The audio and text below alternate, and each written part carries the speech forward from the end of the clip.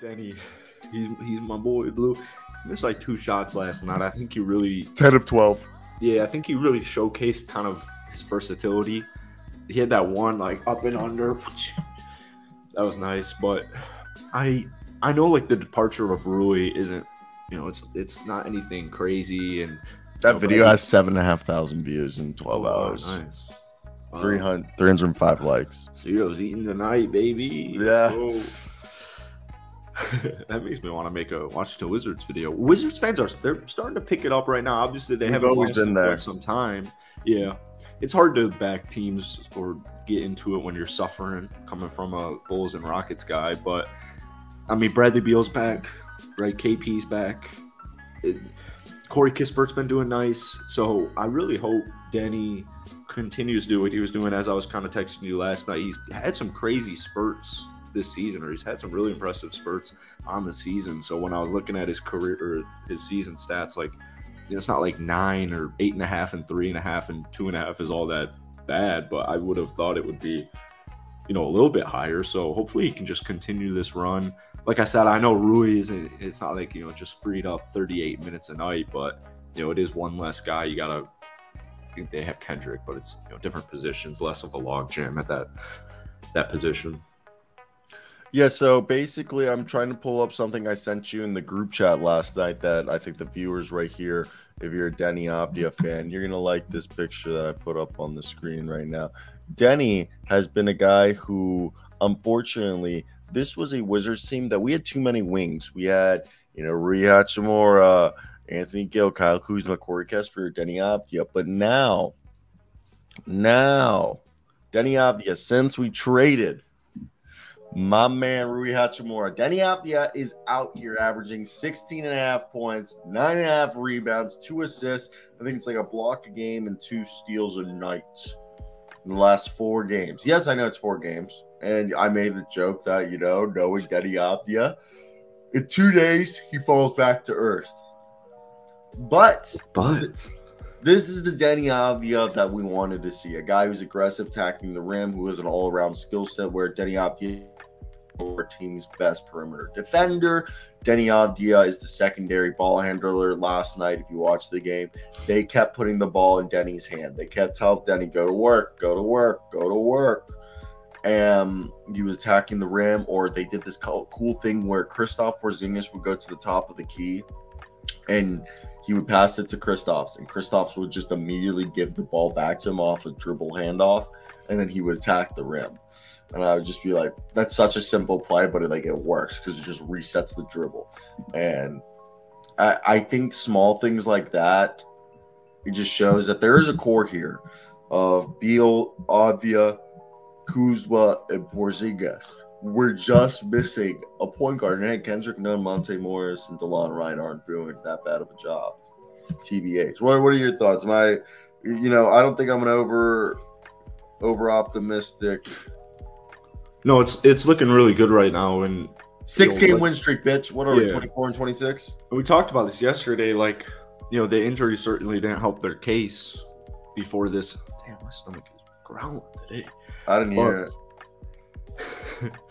I used to hate when my stomach would growl in classes, but anyways. My girlfriend always complains about that. Yeah, like that was like my biggest. That was like a big insecurity thing for me. Anyways.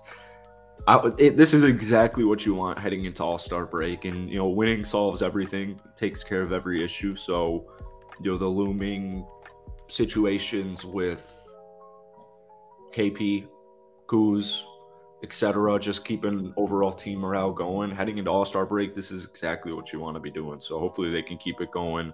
That East is still pretty open. The East is open, so. Yeah, Big J, KP, Kuz, and Beal have only played less than 30 games together, and I love it. Kendrick Nunn had this, who was it? I think it was in the 4th quarter. Zach Collins gets switched on him a little, bang, big time. This is no more Kendrick Nunn in the crypt with the N-O-N-E. This is no longer that Kendrick Nunn. So hopefully he finds his place in Washington as well, because, that boy can score. One second. I just think, when you look at this team, they're And oh yeah.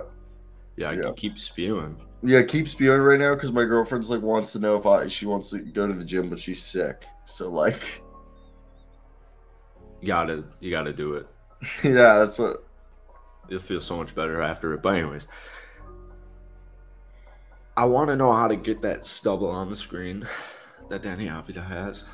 But this is one of those interesting. I think Bradley Beal's also done a phenomenal job since he's come back. What has it been, like 2 weeks, maybe 2.5 now? It's nothing anything crazy. He's on a little bit of a restriction to start off that injury comeback. But last night, I believe something around the line. I think it was 21 or 22, 7-7.